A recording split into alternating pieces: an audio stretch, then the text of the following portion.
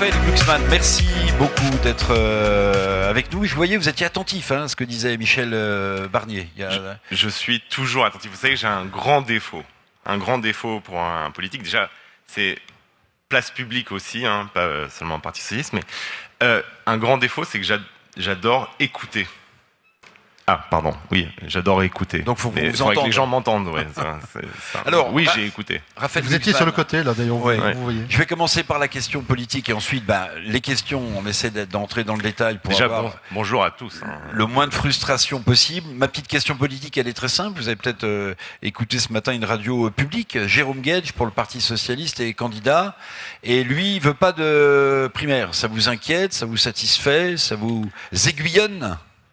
Alors déjà, je suis d'accord avec lui sur les primaires et je lui souhaite tout le courage du monde et je sais surtout que vu la gravité du moment, eh bien, sur notre espace politique, on sera capable de proposer une plateforme commune, de se mettre dans une salle et juste de désigner la personne qui pourra porter nos idées ensemble et barrer la route à l'extrême droite. Je veux dire, je n'ai aucun doute sur le fait que la gravité de la situation et la perspective d'une bascule de la France dans le camp de Trump et de Poutine nous obligent tous, littéralement tous, à mettre nos égos dans la poche et à être capables de trouver une plateforme pour porter des idées ensemble aux élections de 2027. Pierre, première question sur l'écologie et sur ce fameux sondage. Le fameux sondage donc, du World Impact Summit, auprès de 5000 Français, sur les territoires.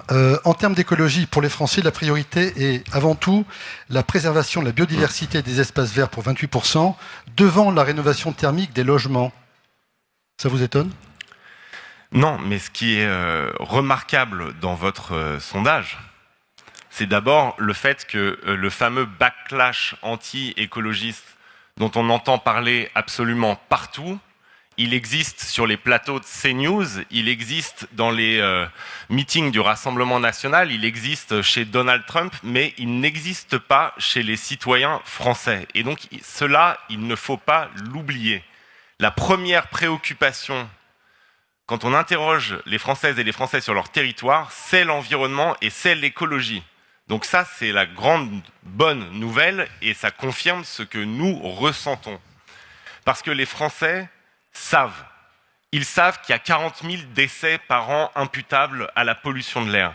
Ils savent que les conséquences du réchauffement climatique sont déjà là. Ils savent aussi qu'avoir un environnement sain est une condition de possibilité d'une vie heureuse. Et ils savent aussi que ce qu'il y a dans les assiettes de leurs enfants à la cantine détermine leur santé. Donc en fait, ils croient dans la science, les Français, contrairement à nombre de commentateurs qui aujourd'hui ont pignon sur rue. Et donc ça, c'est la grande bonne nouvelle de votre sondage. Ensuite, sur la biodiversité, ils savent aussi qu'il n'y a plus d'abeilles dans leurs champs. Et ils savent aussi qu'il n'y a plus de moucherons sur leur pare-brise. Et donc, le fait qu'ils aient conscience de cela et qu'ils en fassent une priorité, c'est un message d'espoir. Et nous, notre ambition, sera d'en faire le cœur de notre projet. Souvent, les Français considèrent aussi qu'on leur présente une écologie punitive. Ils aimeraient peut-être plutôt une écologie de solution. On va parler de souveraineté tout à l'heure. Bon, est-ce que dans les gens que vous rencontrez, vous êtes conscient du fait que certains vous parlent de cette contrainte qu'ils ressentent fortement, à tort ou à raison, et d'autres qui disent mais apporter des solutions et tous ensemble, c'est du commun de basculer ensemble vers une écologie de solution. Alors, moi, je pense qu'une majorité de Français sait aussi que si on veut atteindre nos objectifs climatiques, il va falloir des règles, des objectifs contraignants, des normes. Mais il y en a déjà beaucoup. Mais ceux qui le reprochent, pour beaucoup d'entre eux, c'est que s'il n'y a que la norme, s'il n'y a que l'objectif contraignant, s'il n'y a pas la stratégie qui va avec, s'il n'y a pas les investissements qui vont avec, s'il n'y a pas l'accompagnement social qui va avec, s'il n'y a pas vraiment un État qui planifie derrière et une Europe qui se donne les moyens de faire plus que des normes, eh bien là, cela devient un véritable problème. Donc comment on peut rendre la transition écologique désirable, accessible et concrète ? Par exemple, prenons un exemple qui a mis la France sans dessus-dessous. Je veux dire, la taxe carbone.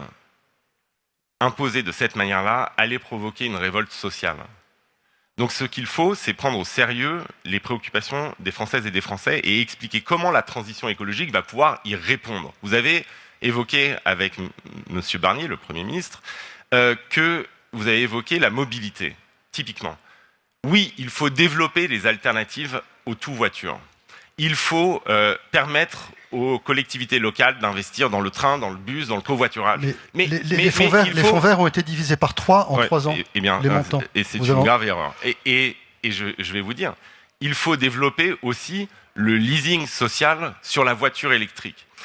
C'est ce qu'on essaye de porter à l'échelle européenne, en ce moment même, avec notre député Place Publique, Thomas Pellerin-Carlin. Et qu'est-ce que ça veut dire ? Ça veut dire qu'en fait, on permet à des gens qui ne peuvent pas s'acheter de véhicules neufs, eh bien, de rouler en électrique, de faire des économies massives sur les trajets qui sont nécessaires pour leur travail et d'avoir accès à ce à quoi ils n'auraient pas accès s'il n'y avait pas ce grand plan européen qu'on essaye de lancer. Et donc, ce que je veux dire, c'est qu'il y a, pareil, sur la rénovation des bâtiments, quand on pense que ça fait à peu près 4 élections présidentielles qu'à chaque fois on nous dit... C'est 24 milliards par an. Il faudrait 24 milliards par an. Ma prime rénov', c'est 3,6 milliards. Exactement. Il manque un peu d'argent. Il manque beaucoup d'argent. Quelle est la solution ? Et surtout, il manque beaucoup de lisibilité. Et c'est pareil, j'espère qu'on parlera de l'agriculture, parce que ce qui manque, c'est une capacité à tenir un cap sur plus que 6 mois. Aujourd'hui, la prime rénov', c'est un jour oui, un jour non. Aujourd'hui, le fonds vert, ça dépend d'un amendement au Sénat pour savoir combien on va bénéficier. Donc en fait, ce dont on a besoin, et c'est exactement la même chose sur les normes appliquées à l'agriculture, ce dont on a besoin, c'est de plans à long terme. Et c'est ce que nos démocraties sont aujourd'hui incapables de faire. Et quand on voit, par exemple, qu'un système autoritaire comme la Chine, sur le développement des renouvelables, va nous marcher dessus parce qu'ils sont capables d'avoir une vision à long terme, c'est une question de survie pour Raphaël la démocratie. Glucksmann, si vous permettez, revenons en France. D'agir à plus de 2 semaines. Revenons en France, c'est très intéressant, mais revenons en France parce que Pierre a abordé le sujet et je voudrais que vous le développiez. J'aimerais bien que vous le développiez. On a pour construire aujourd'hui des immeubles, des maisons individuelles, un empilement de normes. Cet empilement de normes, à tort ou à raison, obstrue le marché de la construction. On a aujourd'hui près de 3 millions de ménages qui attendent un logement social. Alors, comment concilier cet empilement de normes qui, évidemment, rendra ces bâtiments plus verts, en route vers la transition écologique, mais ne pas faire désespérer ceux qui attendent des logements sociaux? Honnêtement, ce n'est pas les normes sur l'écologie qui empêchent la production de logements dans notre pays. C'est l'absence de planification et de politique ambitieuse sur la question du logement. En fait, oui, il faut construire, mais on ne va pas construire n'importe comment. Donc il faut massivement construire. Mais de manière générale... Vous êtes d'accord avec le plan Le Cornu et les investissements qui ont été annoncés il y a une huitaine de jours ? Alors, franchement, je suis quelqu'un de très honnête. Je n'ai pas lu dans le détail le plan Le Cornu, donc je ne vais pas vous le commenter aujourd'hui. Désolé. Mais ce que je vous dis, c'est qu'en fait, c'est toujours la même rengaine. Et alors, je vois le temps qui file. Moi, j'ai envie de vous parler d'agriculture. Ah oui, mais justement, parlons d'agriculture. Qu'est-ce que vous feriez ? La première des choses, parce qu'en fait, on fait comme si on était sur une île, là, en France. La première des choses, la mère de toutes les batailles sur l'agriculture, c'est la politique agricole commune. C'est le principal poste de dépense de l'Union européenne. Donc c'est une politique publique qui est fondamentale. Aujourd'hui, la politique agricole commune, elle renforce les inégalités au sein du monde agricole et elle renforce une tendance anti-écologiste au sein du monde agricole. Pourquoi ? Parce que les subventions sont fondées simplement sur l'hectare. Ce que vous devez faire, ce qu'on se bat pour faire en ce moment au Parlement européen, eh bien, c'est de faire évoluer cela vers des subventions fondées sur l'emploi et la transition. Ce qu'on doit faire aussi, c'est plafonner les aides pour pas qu'il y ait quelques exploitations céréalières dans la Beauce qui, en gros, captent la grande masse des financements. Il faut que ça puisse aller financer le maraîcher, l'éleveuse. Quelles règles préconisez-vous pour ça ? Eh bien, justement, le passage à la subvention à l'emploi. On doit pouvoir subventionner. Vous savez, c'est pas seulement la faute de l'Europe si on va dans le mur. C'est aussi la décision de la France. Par exemple, en Espagne, ils ont plafonné les subventions. Ce qui fait qu'en fait, tout le monde peut en bénéficier. En France, on a fait le choix, enfin pas nous, je prends pas sur moi la faute des autres quand même, ils ont fait le choix de ne pas plafonner. Et le résultat, c'est qu'une politique publique qui est censée corriger les inégalités et les impasses du marché se retrouve à les renforcer. Et donc, il faut changer la politique agricole commune. Et ce sera 80% des agriculteurs qui en bénéficieront. Parce qu'aujourd'hui, le vrai scandale, c'est qu'on a des agriculteurs qui bossent 70 heures par semaine, 80 heures par semaine et qui n'arrivent pas à se payer un SMIC. Mais c'est compatible avec la transition écologique. C'est plus que compatible avec la transition écologique. C'est même l'outil essentiel de la transition écologique. Développer une politique agricole commune qui soit compatible avec l'écologie et qui soit aussi une politique alimentaire commune. Moi, je vais vous dire, à la sortie de la Deuxième Guerre mondiale, on a construit un grand plan de transformation et qui faisait des agriculteurs, à travers le système productiviste, l'avant-garde du progrès dans nos pays. Et en particulier en France. On a dit aux agriculteurs, maintenant vous allez nourrir la nation et nourrir le continent, mettre fin à la famine et à la disette en France et en Europe. Ça a fonctionné pendant des décennies. Et ils étaient à l'avant-garde de la société. Désormais, ce qu'il faut, au lieu de marcher d'un côté puis de l'autre en fonction des sondages, ce qu'il faut, c'est un nouveau grand plan qui fasse des agriculteurs l'avant-garde du progrès. Mais simplement, ce ne sera pas le même objectif productiviste, ce sera l'objectif de la transformation écologique, et pour ça, la politique agricole commune est centrale. Alors, Raphaël Glucksmann, j'aimerais vous poser une question encore très précise, très concrète, pardonnez-moi. Les normes au niveau de l'agriculture, c'est parfois aussi, on est les champions de la surtransposition de directives européennes. Je vais vous prendre un exemple concret. S'il y a des agriculteurs dans la salle, je pense qu'ils comprendront. On produit des noisettes en France. Le premier producteur mondial, c'est la Turquie. Là, c'est Améprine. Oui. Ce que je veux dire, c'est qu'on interdit l'utilisation, par respect pour l'avenir de nos sols, à nos agriculteurs, mais on va importer des produits, on ne parle même pas du Mercosur, de Turquie, des noisettes qui, elles, sont produites avec des pesticides. Et c'est bien pour ça qu'il faut des clauses miroirs. Et c'est bien pour ça qu'il faut aussi, mais parce que vous auriez pu pousser plus loin, moi je peux poser une question encore plus méchante. Bah oui, c'est que vous avez des différences entre les pays de l'Union européenne. C'est-à-dire que ce qu'il faut, c'est des clauses miroirs à l'entrée sur le marché européen. C'est une évidence absolue. On ne peut pas imposer des normes à nos producteurs et ensuite importer des produits dont la production ne respecte aucune de ces normes.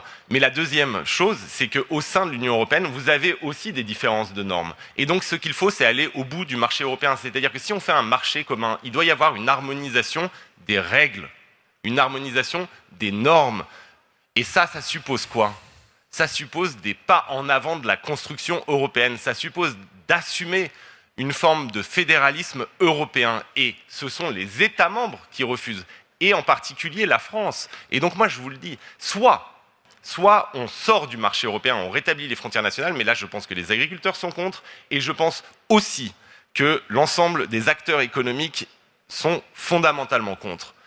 Mais si on ne rétablit pas les frontières nationales, alors on assume jusqu'au bout que si on a un marché commun, si les biens et les personnes circulent sans entrave au sein de ce marché, eh bien, il doit y avoir une harmonisation sur les normes, une harmonisation sur les prises de décision, et on doit décider de cela à l'échelle européenne de manière beaucoup plus assumée. Et donc, il faut sortir de l'entre-deux. C'est la même chose. C'est la même chose sur l'écologie, sur l'agriculture, c'est la même chose sur la souveraineté, c'est la même chose sur le face-à-face qu'on a aujourd'hui avec les États-Unis d'Amérique.